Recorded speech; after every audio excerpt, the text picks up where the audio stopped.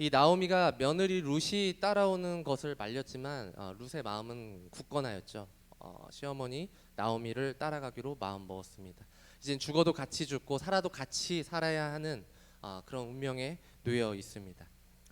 두 사람은 베들레헴이라는 이제 같은 길 위에 섰습니다. 나오미가 베들레헴으로 돌아가는 것은 고향이기 때문에 돌아가는 것이 아닙니다. 다 잃고 갈 곳이 없어 돌아간 것도 절대 아니라는 것이죠. 마라가 되어서 이 베들레헴으로 돌아가는 것은 어쩌면 모압 땅에서 그럭저럭 사는 것보다 더 두렵고 힘든 일이었는지도 모릅니다. 그런데도 베들레헴으로 돌아간 것은 그 땅이 적는 자 하나님께서 약속하신 땅이었기 때문에 이 나오미가 돌아갔다는 것이죠. 룻기서 1장 19절에 보면 이에 그 두 사람이 베들레헴까지 갔더라. 베들레헴에 이를 때에 온 성읍이 그들로 말미암아 떠들며 이르기를 이가 나오미냐 하는지라. 이 사람이 나오미냐라고 묻는 것은 몰라서 묻는 것이 아니라는 것이죠. 지금 나오미가 남편도 아들도 없이 웬 젊은 여인과 함께 이 초라하게 서 있는 모습을 보고 하는 말입니다. 모압에서 베들레헴까지의 그 거리는 대략 90km입니다. 짧은 거리가 아니죠. 사해 남부에서 사해 북부 근처인 그 거리를 추정하면 두 사람이 모압 남쪽 그 세렛강을 건너서 베들레헴까지 걸어간 거리가 총 90km라는 그 긴 거리였다는 것이에요. 그래서 하루에 20km씩 걷는다고 치면 대략 한 5일 정도 걸리는 그 먼 거리였습니다. 이 두 가부가 강을 건너고 광야를 지나서 이제 베들레헴에 도착한 것은 결코 평탄치 않았다는 것이죠. 19절 말씀에 보면 히브리어로 할락과 뽀라는 말이 있습니다. 할락은 걷다, 뽀라는 말은 도착했다라는 동사인데 이 동사를 그대로 번역하면 두 사람이 걸어서 베들레헴에 도착했더라라는 뜻이 됩니다. 그래서 먼 땅을 걸어온 두 가부가 지칠 대로 지쳐서 더 초라하게 보였다는 것이죠. 그래서 룻기 1장 20절에 보면 나오미가 그들에게 이르되 이제 나를 나오미라 부르지 말고 나를 마라라 부르라. 이는 적는 자가 나를 심히 괴롭게 하셨음이니라. 이렇게 고백합니다. 나를 나오미라 부르지 말고 마라라고 불러달라고 사람들에게 말하죠. 이제 더는 숨길 것이 없는 자신의 지난 세월을 마라, 이 한 단어로 요약하고 있는 것이죠. 마라라는 말은 히브리어로 쓰다, 불행하다라는 말입니다. 우리가 마라하면 출애굽기에 어디에서 잘 기억이 나나요? 이 수르 광야에서 3일 동안 마실 물을 얻지 못하는 이스라엘 백성을 생각할 수 있습니다. 그들이 물을 마시려고 했더니 쓴물이라고 마실 수가 없었다고 불평했던 장면이죠. 근데 이스라엘 백성들은 모세에게 원망합니다. 이 마실 수 없으므로 모세에게 불평하고 있는 것이죠.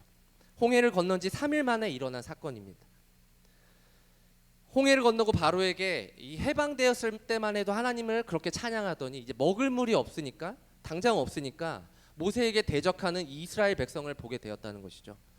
모세를 향해 불평했다는 것은 곧 하나님께 대한 원망이기도 했습니다. 이 모세가 하나님께 부르짖자 이제 나무 한 가지를 꺾어서 하나님이 모세에게 가르치십니다. 그 나뭇가지를 물에 던지면 물에 달게 될 것이다. 그래서 모세가 던졌더니 쓴물이 달게 되는 하나님의 은혜를 경험하게 되잖아요. 하나님이 이스라엘 백성들을 사랑하셔서 쓴물을 달게 해주신 은혜였다는 것이죠. 우리가 룻기 1장 20절을 나오미가 하나님을 원망하는 이 부정적인 관점으로만 보면 안 됩니다. 지금 그녀는 심각한 자기 비하를 하고 있을 뿐만 아니라 모든 상황을 하나님 탓으로 분노를 표출하고 있다고 볼 수 있는데 그러나 나오미의 고백은 부정적으로 있기보다는 우리가 긍정적으로 바라봐야 합니다. 나오미가 이제야 자기가 어떤 존재인지 알게 되었다는 것이죠. 아까도 말씀드렸다시피 이스라엘 백성에게 쓴물을 단물로 바꿔주신 하나님의 은혜. 지금 하나님은 나오미에게 다시 베들레헴으로 가게 하신 것은 나오미를 더 힘들게 하기 위해서 가게 한 것이 아니라 하나님이 나오미에게 새로운 은혜를 주시기 위함이었다는 것이에요. 이 고통과 씀을 의미하는 마라가 모세의 누이 미리암의 어원이 됩니다. 이후에 아람어로 바뀌면서 이 마리아라는 이름으로 또 바뀌게 돼요. 마라와 마리아가 같은 의미를 품고 있다는 거예요. 그래서 마태복음 27장 54절에서 56절을 우리가 함께 성경 말씀을 읽도록 하겠습니다. 시작. 백부장과 및 함께 예수를 지키던 자들이 지진과 그 일어난 일들을 보고 심히 두려워하여 이르되 이는 진실로 하나님의 아들이었도다 하더라. 예수를 섬기며 갈릴리에서부터 따라온 많은 여자가 거기 있어 멀리서 바라보고 있으니 그 중에는 막달라 마리아와 또 야고보와 요셉의 어머니 마리아와 또 세베대의 아들들의 어머니도 있더라. 아멘. 지금 이 구절은 예수님께서 십자가에서 돌아가실 때 그 앞에 있었던 제자들과 또 어머니 그런 모습입니다. 그런데 그 옆에 많은 여자들이 있었다는 것을 우리가 알 수 있어요. 그들 가운데 이름이 기록된 여자들은 모두 마리아였다는 것입니다. 막달라 마리아, 야고보와 요셉의 어머니 마리아. 수많은 여인들이 있는데 왜 기록된 이름은 마리아뿐이었을까요? 또 예수의 어머니 이름이 마리아인 것이 과연 우연이었을까? 마리아라는 것은 고통입니다. 고통. 자신이 고통이라는 것, 자기 인생이 쓴물이라는 것을 아는 자라야 십자가에 달린 예수님께서 이 쓴물을 단물로 바꾸시는 분이시라는 것을 인정한다는 메시지가 아닐까 생각이 됩니다. 그래서 마라라는 쓴물이 주님의 생수를 의미하는 단물로 바뀌는 구약 이야기가 있고, 또 마라라는 이름을 가진 여인의 몸에서 생명이신 예수님이 태어나신 이야기가 있고, 또 예수 그리스도의 영광스러운 승리를 보여주는 십자가 이 주변에 있던 여인들의 이름도 이 마라라는 이야기가 있다는 것입니다. 지금 나오미는 자신의 마라됨을 고백하고 있습니다. 나는 기쁨이 아니라 철저하게 죄인이고 이 죄인에게 은혜가 없으면 아무것도 할 수 없다고 지금 인정하고 있는 것입니다. 오직 자신이 병자라는 것을 아는 환자만이 우리가 의사에게 나아가는 것을 볼 수 있잖아요. 나오미도 자신이 죄인인 것을 고백함으로 인해서 죄를 사하시는 권세를 가지신 우리 주님 앞에 은혜를 구하며 나아가고 있는 것입니다.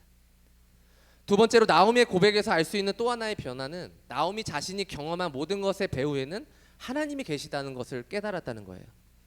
나오미는 하나님을 적는 자 엘샤다이라고 표현하죠. 이 샤다이라는 말은 여호와 하나님의 능력이다 강조하고 있습니다. 다시 말해서 나오미는 나의 능력이 하나님께 맞아서 이렇게 찢어졌습니다 라고 이게 자신의 텅 빈 상황, 이 고통의 출처를 하나님이라고 말하고 있는 거예요. 우리가 고난을 받을 때 다른 사람들은 고난 없이 잘만 사는데 왜 나만 이런 고난을 받아야 돼 라고 생각한다면 고난을 통해서 우리가 아무런 성숙을 기대할 수가 없습니다. 고난의 이유를 자신의 죄에서 찾거나 혹은 하나님의 선하신 계획, 섭리에서 찾을 수도 있죠. 내게 고난이 있는 것은 혹시 나의 어떤 죄 때문이 아닐까? 라고 생각하여 자신을 깊이 돌아보고 성찰하고 자신이 짓고 있는 죄의 문제를 제거하려고 노력하는 분들은 죄된 습관들을 벗어나고 성숙하게 되죠.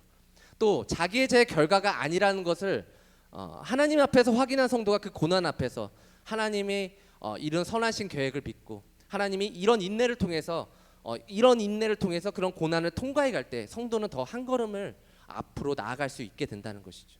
지금은 알 수 없지만 분명 하나님께서 모든 고난의 이유를 알게 하시는 날이 분명 있을 것이라는 것과 궁극적으로 고통의 시간을 통과한 후에 성숙할 나에 대한 기대를 가질 수 있기 때문이라는 것입니다. 나의 삶이 우연이 아니라는 것, 모든 일에 하나님의 섭리가 있다고 고백하는 것은 이것은 하나님의 회복의 때를 기다리며 인내하기 때문에 고난을 이겨나가는 것인 줄 믿습니다. 우리의 고통과 아픔이 그분에게서 나왔다는 것을 알아야 그분이 우리를 도로 낫게 하실 분이라는 것도 알 수 있기 때문이죠. 그래서 호세아 선지자는 이렇게 말했습니다. 호세아 6장 1절에 보면 오라 우리가 여호와께로 돌아가자. 여호와께서 우리를 찢으셨으나 도로 낫게 하실 것이요 우리를 치셨으나 싸매어 주실 것임이라 이렇게 고백하고 있습니다. 우리가 하나님께 회개하고 돌아가야 하는 이유는 고난의 출처가 하나님이시라는 것을 깨닫기 때문이죠. 우리가 나오미를 한번 보세요. 적는 자가 나를 심히 괴롭게 하셨다라고 2번이나 말했고 여호와께서 내게 비어 돌아오게 하셨다라고 자신의 슬픈 마음을 말했습니다. 그런데 지금 이렇게 말하는 나오미는 자신을 때리고 자신을 비우신 여호와, 자신을 심히 괴롭혔다고 말했던 그분을 향해 다시 베들레헴으로 걷고 있습니다. 왜냐하면 나오미는 이 슬픔과 괴로움과 고통을 주신 이가 여호와이시기에 이 모든 것의 회복도 여호와 하나님께 달려 있음을 말하고 있기 때문이죠. 룻기서 1장 22절에 보면 나오미가 모압 지방에서 그의 며느리 모압 여인 룻과 함께 돌아왔는데 그들이 보리 추수 시작할 때에 베들레헴에 이르렀더라 이렇게 말씀하고 있습니다. 나오미와 룻이 베들레헴에 들어온 때가 보리 추수 시작할 때라고 밝히고 있습니다. 나오미가 보리 추수할 때를 알고 지금 베들레헴에 온 걸까요? 도착했더니 바로 그때라는 거예요. 보리 추수할 때에 도착했다라는 거예요. 보리를 추수하는 그때 베들레헴에 빵이 넘치는 바로 그때에 이 두 가부가 베들레헴에 도착한 것입니다. 나오미가 베들레헴에 돌아온 때가 바로 이 은혜의 때, 축복의 때라는 것입니다. 여러분, 보리 추수할 때가 이때 당시에는 유월절이 뜻합니다. 유월절. 유대인들에게 유월절이 얼마나 귀중한지 우리는 잘 알고 있습니다. 잊지 말아야 할 명절 같은 그러한 귀중한 날이죠. 유대인들이 가장 힘들었던 시기가 바로 이집트에서 400년 동안 노예 생활을 할 때였는데, 그 힘든 시기에 하나님이 이집트에서 빠져나오게 하지 않았습니까? 여기서 영원히 노예 생활을 할 것만 같았던 그곳에서 하나님이 구원해 주신 잊지 못할 사건이라는 것이죠. 여러분, 살면서 우리가 어디에서 빠져나오지 못해서 굉장히 힘들었던 적들이 많이 있으실 것입니다. 세상은 죄의 유혹이 많아요. 그 유혹이 어떨 때는 나의 삶을 올가매는 죄의 종이 될 때도 있습니다. 예를 들어서 술자리에 가게 되는데 술을 마시지 않으려고 하는데도 자꾸 권하는 사람들, 거기서 어쩔 수 없이 자신이 술잔을 들면서 그곳에 오래 버텨야 되는 모습들, 게임 좀 그만하고 공부 좀 하고 싶은데 게임에 빠져서 공부는 못하고 다른 일들을 하지 못할 때, 그리고 이성 친구와 만날 때마다 음란한 생각이 자꾸 나서 음란한 행동을 멈추지 못할 때, 또 동성연애를 안 하고자 하는데 나도 모르게 자꾸 동성이 이성으로 만나고 사귀고자 싶을 때, 이러한 모든 죄에서 헤어나오지 못할 때 우리가 하나님께 간절히 이런 죄에서 구해달라고 여러분들은 간구해 보신 적이 있으신가요? 하나님 앞에서 죄를 지을 때 우리가 죄책감이라도 느끼고 계시나요? 만약 죄를 짓는 것에 무감각하면서 빠져나올 생각도 안 하고 있다면 우리는 회개해야 합니다. 우리는 죄의 자리에서 나와서 은혜의 자리로 나와야 될 줄 믿습니다. 죄의 자리에서 뒤돌아서야 은혜의 자리가 보이기 시작합니다. 우리는 은혜의 자리로 나와야 하나님이 축복하시는 그 곡식의 열매를 맛볼 수가 있어요. 그러면 이렇게 말하는 사람들이 있습니다. 생각은 하지만 환경 때문에 쉽지가 않아요. 네, 맞아요. 우리의 생각만으로는 죄에서 빠져나올 수가 절대 없습니다. 이스라엘 백성처럼 부르짖어야죠. 하나님께 부르짖어야 죄에서 빠져나올 수 있는 길을 하나님께서 열어주십니다. 난 이런 사람이니까 어쩔 수 없어. 난 이런 환경에 있으니까 어쩔 수가 없습니다. 그냥 내버려 두세요. 그럼 평생 우리가 죄의 노예로 살 수밖에 없습니다. 평생 죄책감에 살 수밖에 없다는 것이죠. 평생 쓴물만 먹는 마라의 인생이 된다는 거예요. 그렇다면 여러분, 더 간절히 예배 자리를 사모해야 되지 않을까요? 우리가 그 죄의 종에서 빠져나오기 위해서는 더 은혜의 자리로 나와야 되고 더 예배 자리로 사모해야 될 줄 저는 믿습니다. 우리 교회가 일주일에 예배를 한 번만 드리나요? 우리가 주일 이 시간만 예배를 드리나요? 아니잖아요. 새벽 예배도 있고 수요 예배도 있고 금요 예배도 있고 주일 예배도 있고 한 달에 한 번 하는 또 로드 커넥션도 있습니다. 얼마든지 우리가 마음 먹으면 와서 예배 드릴 수 있는 환경은 다 열려 있습니다.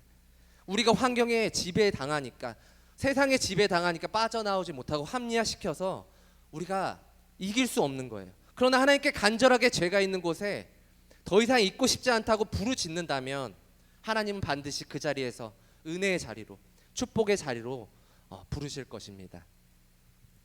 우리가 출애굽한 이스라엘 백성에게 축복의 자리, 축복의 땅은 가나안이었습니다. 그렇다면 나오미와 룻의 축복의 땅, 은혜의 땅은 어디일까요? 바로 이 베들레헴이라는 것이죠. 베들레헴은 축복의 자리, 은혜의 자리였습니다. 나오미와 룻이 우상이 가득한 모압의 자리에서 하나님을 섬기는 베들레헴으로 오게 된 것입니다. 여러분은 지금 어느 자리에 계시나요? 여러분 삶 속에 마라를 경험하고 있습니까? 아니면 은혜와 축복이 넘치는 경험을 하고 계시나요? 그런 고난을 받고 계시나요? 저는 여러분이 은혜와 축복이 넘치는 교회로 돌아오길 기도합니다. 하나님은 여러분이 예배의 자리, 또 교회의 자리로 돌아오기를 지금도 기다리고 계십니다.